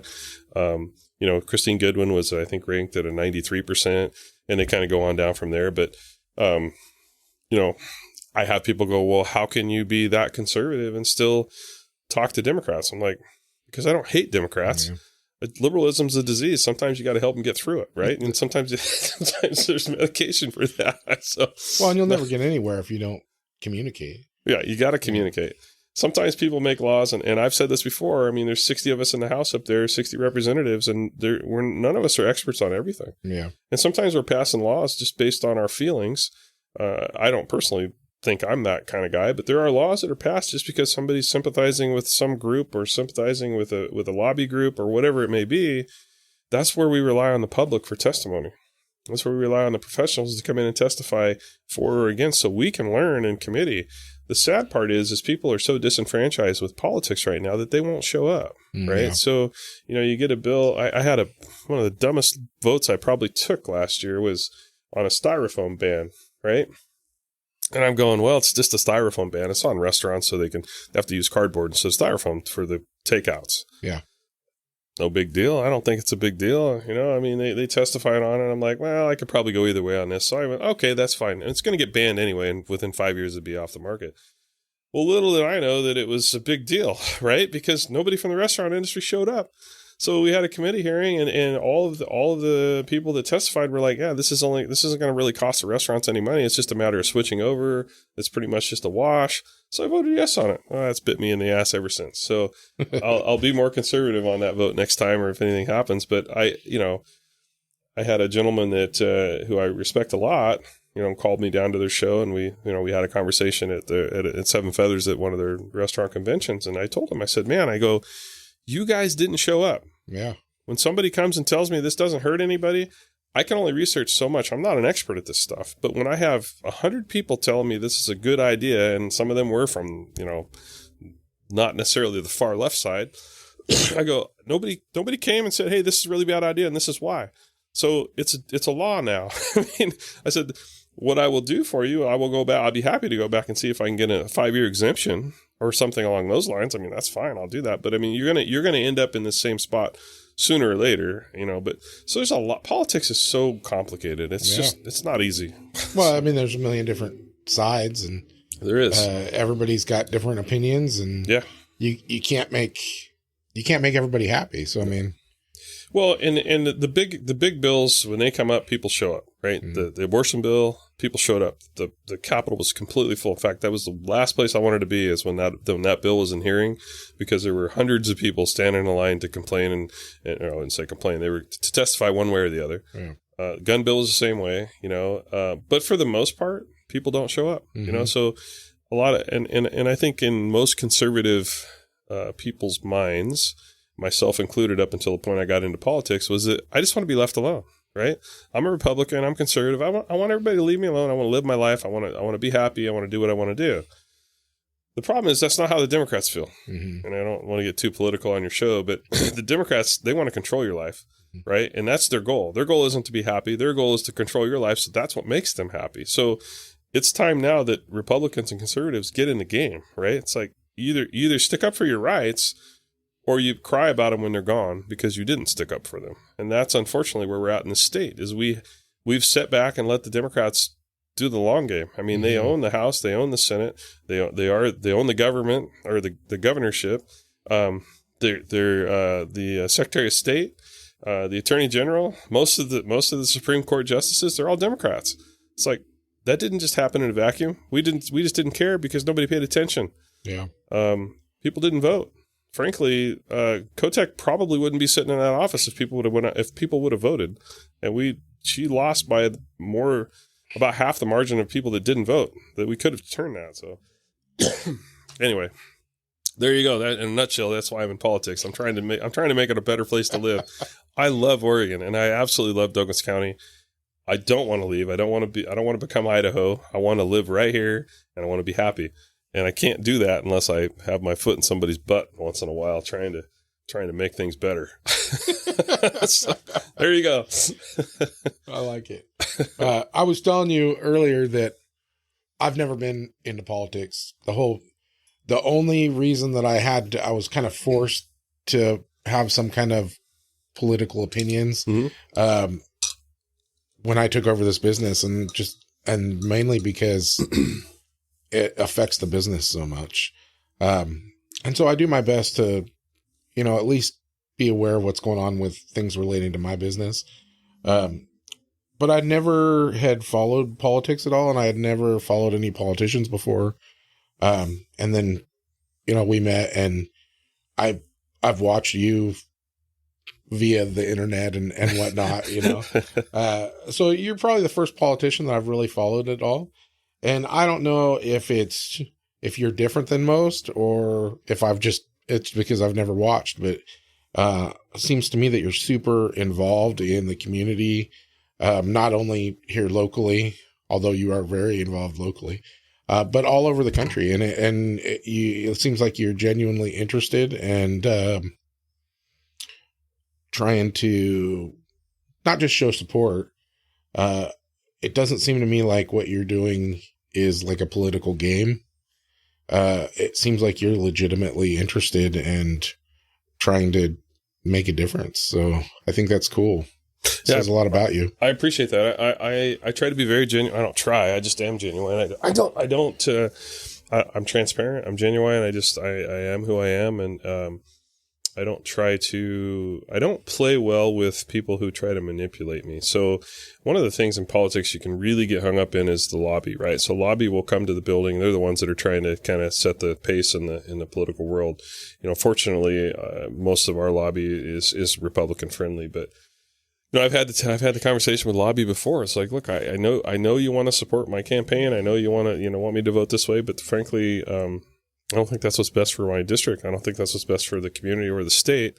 So I'm not going to go down that path, right? So there's that, and that's a level of respect that most of the lobby understand. They understand they're not going to manipulate me. They're not going to control me.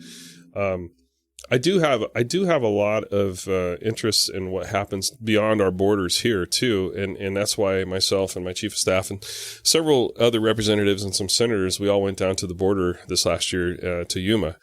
And, I caught some flack for that. I had some local people, some people that are supposed to be on my side were like, well, you're just going out of state, you're spending money. Not $1 was spent from state money on that. We did that on our own. We spent our own dollars on it. We went to Yuma and spent, I think, 3 or 4 days down there and walked the border. We had some border protection with us too, because it's a bad place, right? I mean, you don't want to just go down there as a politician and just show your face. You might end up becoming a Mexican citizen, or something.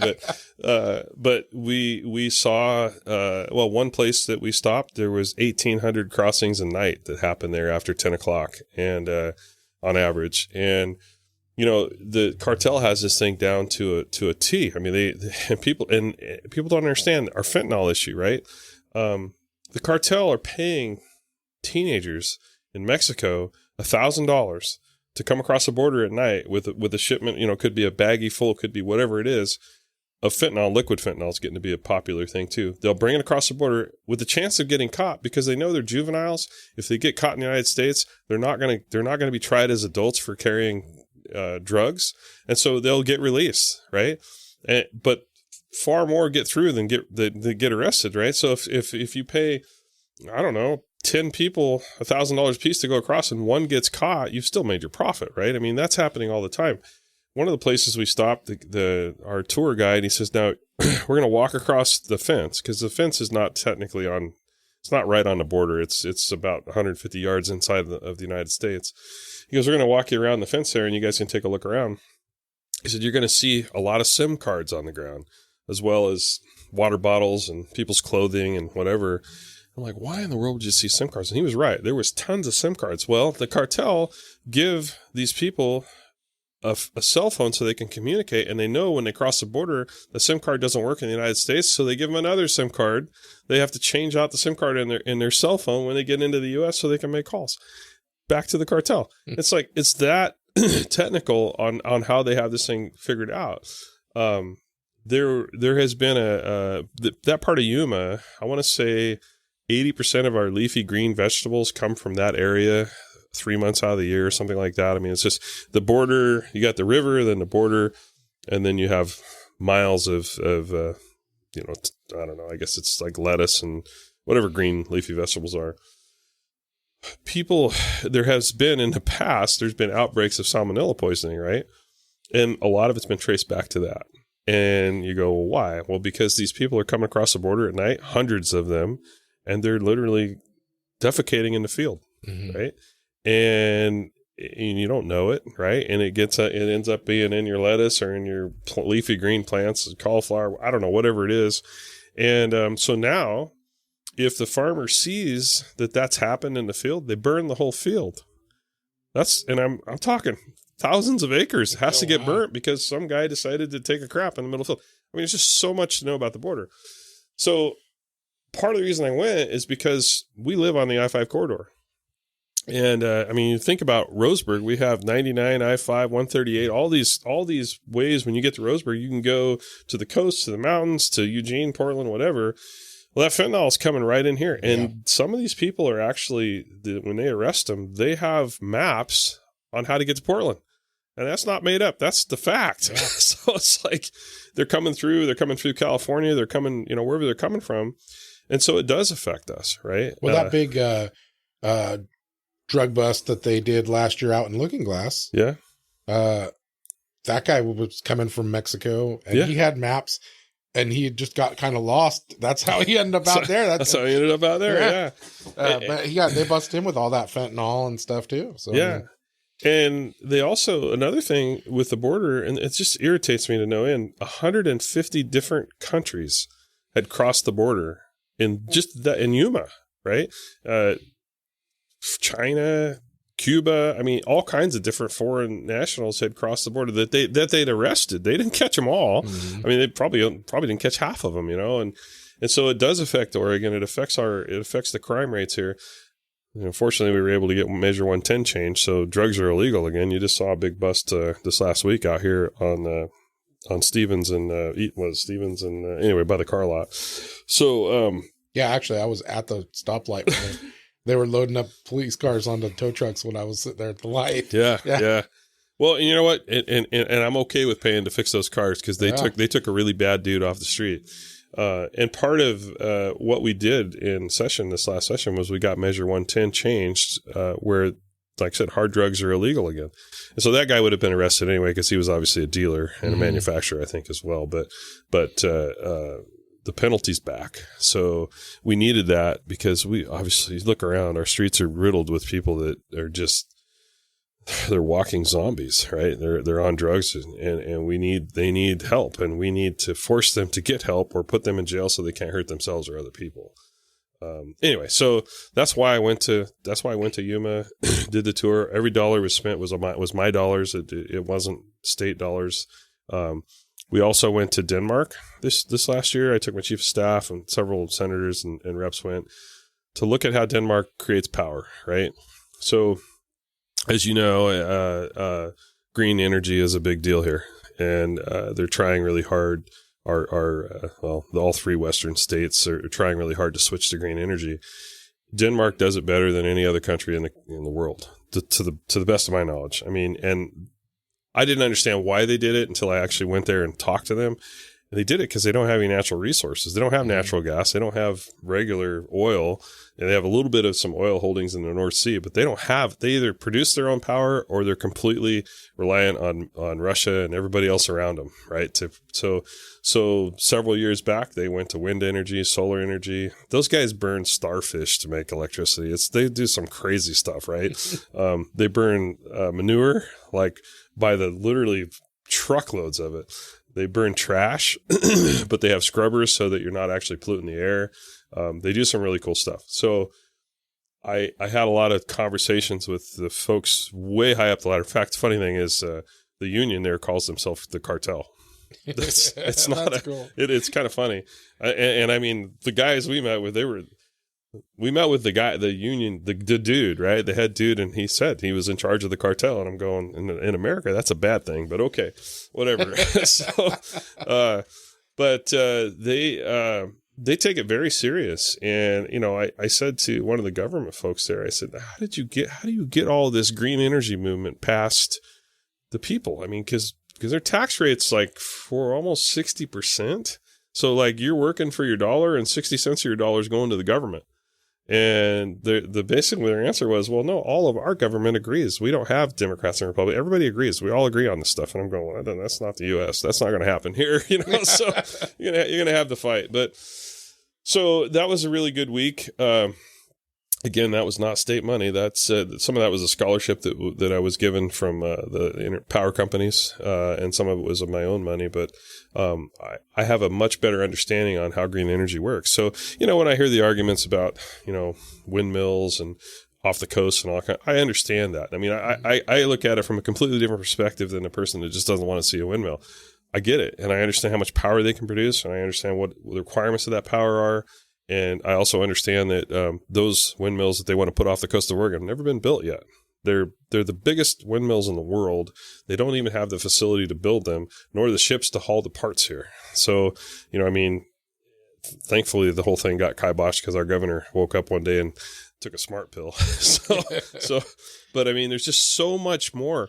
And it's one thing to just argue. It's another thing to understand what you're arguing about. Yeah. And that, to me, if you can't understand what you're arguing about, then your argument is just your opinion, right?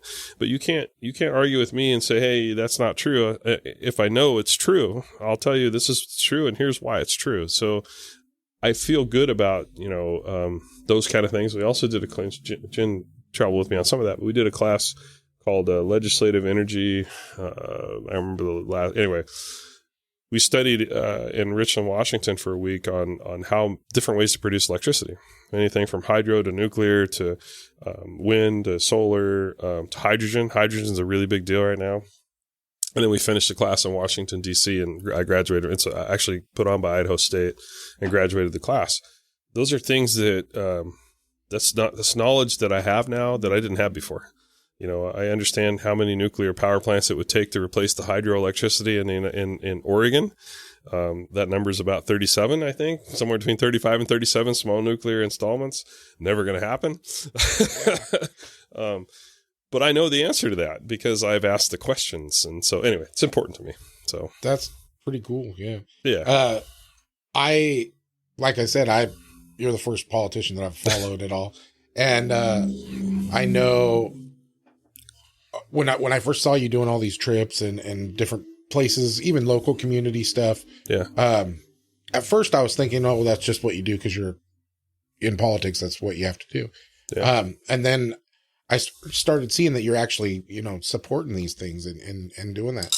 And then talking with you at lunch, it really came full circle for me when I realized that not only that, you're also getting as much knowledge about those different organizations or jobs or facilities, so that you can either protect them or, whatever bills come about, you have more knowledge to be able to speak intelligently about those things. Yeah. And that's pretty admirable. That's pretty neat. Thank you. I think specifically the committees that I'm on, like climate, energy, and environment is one of my committees, right? And so we make policy for the state, and I think it's vitally important that to be able to make those policies. I mean, because when we pass something, it's a law. I mean, it's not like you can sort of make a law; it's a law. Mm-hmm. So I think it's vitally important to do the things like what you're talking about. And again, I think you and I were discussing a trip that I had just taken to herd farms out there, and I mean, if you don't know what you don't know, you're going to pass a law on feelings, and passing laws on feelings is just dumb. That's just bad politics, right? Whether it's local or national, it's just bad politics. So be educated. Yeah. No, I think it's pretty cool. And I don't know how you keep all that information in your head either. I mean, you're spouting off. No, I mean, she never said a word. She hasn't said 10 words all day. I know. But I mean, you got these numbers in your head and you're able to, I can't even remember a trip I took last week. I mean, I can barely remember this stuff, and you've got all this stuff in your head. It just becomes part of who you are. I think, it's part of your service to the community is to know those things and just you want to learn it. I mean, I wanted to go to the border, and I wanted to prove that everybody's what they've said was wrong. I wanted to be able to go, yeah, that's not that bad. But you know what I found out? It was worse than what they said. And those things stick with you. And some of the human rights violations that we saw down there were just absurd. I mean, the fact that here we are in the year 2024 and this stuff's happening. I mean, when you have I think it was a 11-year-old boy was raped, and unfortunately, he didn't speak English, and he didn't speak Spanish, and he didn't speak any of the local languages. He spoke some other country from some other. They knew he'd been assaulted. And he was sent across the border on his own, and they knew he'd been hurt, but he couldn't communicate as to how he was hurt because there was no translation for his. It was like a tribal thing or something like that, right? And those things. It's like, man, it just sticks with you, and it makes you sad, and it makes you want to. It just kills me that our government, especially on a federal level, has allowed this kind of stuff to happen. And there's nobody to blame but our government, because honestly, I mean, I'm a Trump fan, so I'll just say that, but that wouldn't be happening right now on Trump's watch. Yeah. I mean, it's always going to happen a little bit here and there, but it would be greatly changed. Yeah. Speaking of Trump, upcoming election going on. Well, actually, not even upcoming. It's happening, like right as we speak. Like 14 days. Yeah. What are some of your thoughts? I'm sure people want to know what you think. So I am a diehard Republican. I don't think I could force myself to vote for a Democrat. It'd be hard to ever hear of some reason I would. I hope Trump wins. I think our country needs him to win because the country needs to heal itself, and he needs to be part of that if he does win, right? I mean, he needs to bring the country back together because the country's more divided now than it's been probably in our lifetimes. Yeah. And I think that started, and I don't think Trump was responsible for that necessarily. I think the pushback against him was responsible for that. I think that the amount of people that just hate him because he's Trump created this huge divide in our country.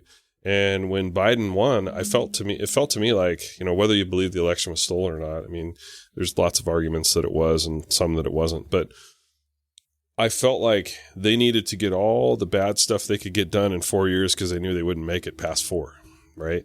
And they'd also elected, and I feel like they knew they elected a guy that was mentally challenged to start with, but and they have done a fantastic job of screwing our country up in 4 years. Mm-hmm. I mean, by starting out with taking away all the administrative actions that Trump took.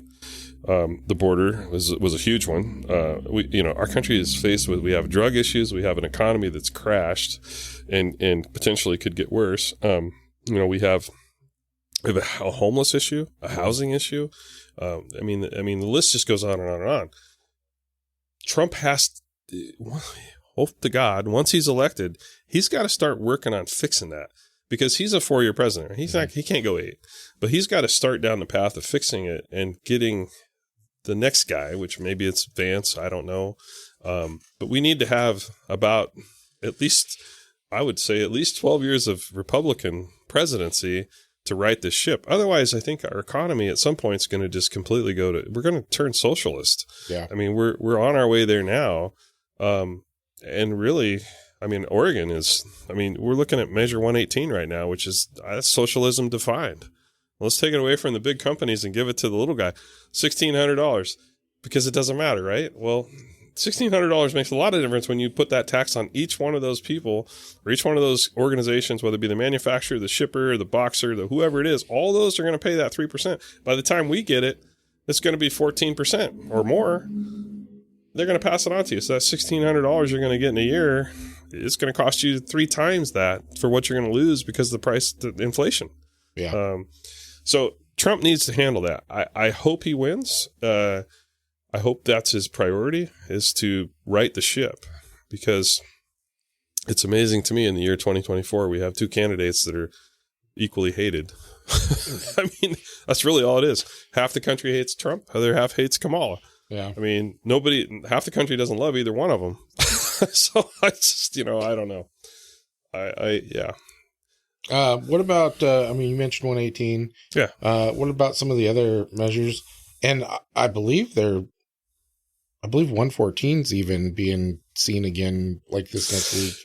Well, 114's in litigation still. Yeah. I'm hoping that just goes away. Well,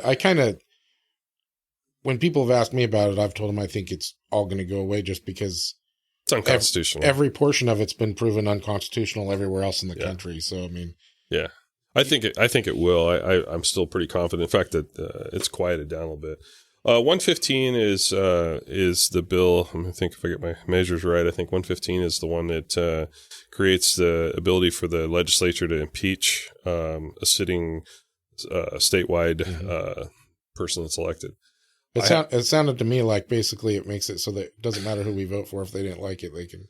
I mean, there's that potential, right? And what's interesting about that is that it also writes out the legislature. So ourselves, we can't do that to. So go figure that one, right? I mean, that's kind of an odd deal. Okay. But I think I'd feel much more comfortable passing that bill if we were not sitting in the super minority, or, because when you have the Democrats a majority and they decide that, let's just say for a second that Linthicum ends up as the Secretary of State. Great choice, right?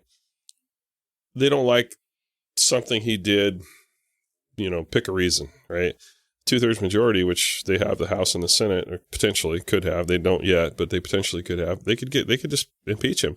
I feel like the power to impeach should go back to the districts and the communities that put the person there, right? So if you're going to impeach, it doesn't have to be a Republican, Democrat, whoever it is. It should go back to the people that put him there. So you have a vote, and it has to be immediate, right? I mean, if you want to impeach somebody, you put them on notice. They're being impeached. You do a vote within 30 days, and if the vote says you're out, you're out. And I don't think it should be up to the legislature, because we're not experts at everything, and we're too political. Yeah, I mean, we'll never impeach a Republican, and they'd never impeach a Democrat. And that happens now with the Measure 27 rules. Not Measure 27, Rule 27. So it's just a whole other subject that's not worth bringing up today. So let's see. I think that's 115. Let's see. What is 116? Oh, yeah, 116. So I'm on the fence on 116, even though I voted no.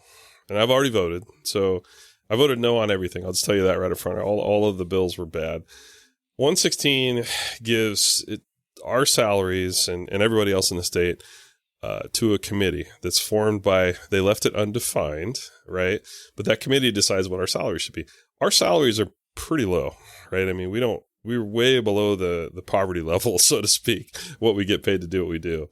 I think a committee could bring us up to the median wage, which would be fine, right? I mean, if whatever the median wage is in the state of Oregon, and it's probably around 48,000 or 50, would be fantastic, but we're way below that. The problem is, I guess if you have guts and you're a sitting legislator, you introduce a bill to raise your own salary, which is probably how it should be, right? Because right now we do control our own salary, and none of us would ever ask for a raise. So we're just basically pushing it out to let somebody else do it. So anyway, I just think it's bad politics to vote yes on it, so I voted no. So then let's see, that was 116. 117 is ranked choice voting, which is probably might be the worst bill ever. Maybe 118 might be worse, but ranked choice voting in Oregon, the 85 different municipalities have already undid ranked choice voting when they already voted in across the country. Alaska's working on getting rid of it right now. Hopefully they do. But you'll probably never see another Republican statewide candidate elected if we get ranked choice voting. Our state will be locked into Democrats, and it's just a bad policy, and hopefully it doesn't pass. Measure 118 is what we just talked about, the socialism defined. We're going to tax companies that are over $25 million, and we're going to give $1,600 per person for it. It's just so bad on so many levels because people just look at it as like, oh, well, that one company out there that does over $25 million in the state, they're going to get taxed. Well, start thinking about that. That's Fred Meyer's. That's Costco. That's pick a company. I mean, all the major chains where you buy your stuff, they're gonna pay that 3% tax. But not only are they gonna pay that 3% tax, the company that they bought the stuff that sells to you through them is gonna pay that tax, which means their price is gonna go up 3%. So that means now you got 6%. The company that shipped it to them, FedEx, UPS, whatever it be, they're also going to pay that tax. So now that 3%, now your tax just went up 9%. And it's compounded, right? And by the time you actually see the product that you think might only going to go up 3%, it's gone up maybe as much as 14%, or there's actually a calculation on it. So it's to get $1,600 is going to cost you 4, 5, 6 times that in your daily life. So 118 is just a bad bill, and I hope to God it dies. It would really destroy our economy. I think there's one left, and that's 119, right? And that one basically allows unionized pot farms and pot, cannabis sales. I'm not a union guy. It'll just drive the prices up, and it'll hurt farm owners. And they kind of come in under the disguise of cannabis, but the reality of it is it's a farm bill. So all of our farmers their field workers now can unionize. Mm-hmm. And when they unionize, guess what happens? The price goes up. And then people argue, well, they're not getting paid as much. Well, we have a minimum wage in Oregon, right? Yeah. And they are getting paid that. And they are getting, if they're not, and the treatment's not the way it's supposed to be, the farmer's in trouble. So now if we end up doing like we're doing at McDonald's and we're paying people $25 to make a hamburger, $20 an hour, $25 an hour, imagine what happens when that guy that's making the minimum wage, picking your grapes or whatever, now you're going to pay him twice that. There you go again. Your end product's going to go up in price, and that company's going to be less competitive. So it's just another poke in the arm, at business. So I'm against pretty much all the bills. So. Not to mention, the past few years have not been good for farmers. No, I mean they've already lost a lot of their profit. Yeah. I mean, you're not getting rich being a farmer. No, in the state, we keep adding more and more consequences and regulations to them. I mean, try to be a dairy farmer. Mm-hmm. What do you do with your poop? People don't even realize that. What do you do with your cow poop? Well, you can't just push it into the field anymore because there's too much nitrogen and stuff that runs off that potentially ends up in a creek. So now you have to push it all aside. You have to dry it out. It has to be tested. It has to be, it's just that simple, right? I mean, thousands and thousands of dollars go into ridiculous stuff. Yeah, it's incredible. Sad. Maybe we can get one of those manure power plants, and all the farmers can sell their manure. I mean, they do it. I mean, that'd be a good plan. And the same people that would want to regulate your poop would probably want to regulate it the plant, because they're going to say, oh, it's going to pollute the environment, even though it's scrubbed. We're at a real turning point in our state on green energy. I think at some point The environmentalists have gone so far down the road of we have to be clean and we have to be green and we have to also, okay, we're there now. So if we're going to do this thing, it's going to cost you something. If we're going to turn this state into a solar energy state, it's going to cost habitat. It's going to cost farmland because we're going to have to put those solar panels somewhere. They don't just happen, downtown Roseburg. They're going to have to happen by the thousands of acres. So which farmland are you going to give up? If we're going to put those wind generators off the coast, how many fish are you going to kill? Mm-hmm. Our fishing fleet is going to go out of business. I mean, what are we going to do? What are you going to give for that? And one thing they never talk about is transmission lines. I mean, you don't just put in 10,000 acres of solar panels and then you have all this electricity and then where does it go? Yeah, exactly. Right? Has to come into the grid. You can't get across the Cascades without making a grid line that goes through the Cascades, which means you're going to cut a lot of timber down and you're going to go through a lot of habitat, and they don't want that either. So it's what happened here a few years ago with the natural gas line. I mean, the fight that Douglas County citizens put up against having a natural gas line going to the coast. I mean, they haven't even touched. They haven't even touched on the fight that's going to happen when they start trying to put in transmission lines across the Cascades. So, I mean, it's they're going to have to give the Democrat. Well, yeah, they are Democrats, but the enviros are going to have to give at some point, or their whole green energy dream is going to go down the tank. Yeah, you can't have everything. No. So. Yeah. Anyway, I remind them of that every time I have a chance. They don't like me for that. That's okay. Man, well, this has been awesome, dude. I really appreciate you coming in. Yeah, it's fun. Thank you for having me. Way more serious of an interview than I'm used to, but that's cool. I mean, I think it's awesome getting to know everybody, and the best part about doing this podcast is I get to talk to people about things that they're passionate about, and it's obvious that you're passionate about what you do. Passionate about this state for sure, and this community more than anything. Yeah. So, plus, you're a fun guy to hang out with. So. We need to go shooting sometime. Yeah, for sure. For sure. Yeah, well, thanks for having me. It's been a pleasure being here, and I do support your business, and everybody should buy their guns here. If they don't, they should. I tell everybody. Yeah. Well, any other stuff you want to get out there while you got the little platform? All I would say in closing, I mean, what's been the most important thing for me in the last few weeks here is the campaign, and I don't ask people necessarily to come vote for me, but I just vote. Whoever you're going to vote for, vote. Don't pretend like your vote don't count, because your vote counts, and your lack of vote counts too. So if you don't vote, you get what you wanted, or you get what you don't. You may not get what you want. If you don't vote, you're going to get whatever they wanted you to have. Yeah. If you vote, you might have an opportunity to change things, and I think. We're blessed to live in a very conservative district, and I love it here for that reason. That's one of the major reasons I do. It's just so important that we start working together and get out and vote. Whether you're a Democrat or Republican, vote your conscience. Don't vote. Don't just vote because it says D or R behind it. Vote for the people that you think will represent you the best, because we are a representative government, and that's important. Yeah. Other than that, that's about it. Well, it's awesome, man. Thank you very much for coming on the show. Thank you, sir. Yeah, it's been fun. I hope you enjoyed yourself. I did. And we definitely will have to go shooting one of these days. Oh, yeah. Maybe drink some whiskey or something. Yeah, that'd be a good plan. Anyways, you have a good one. All right, man. And everyone out there, until next time.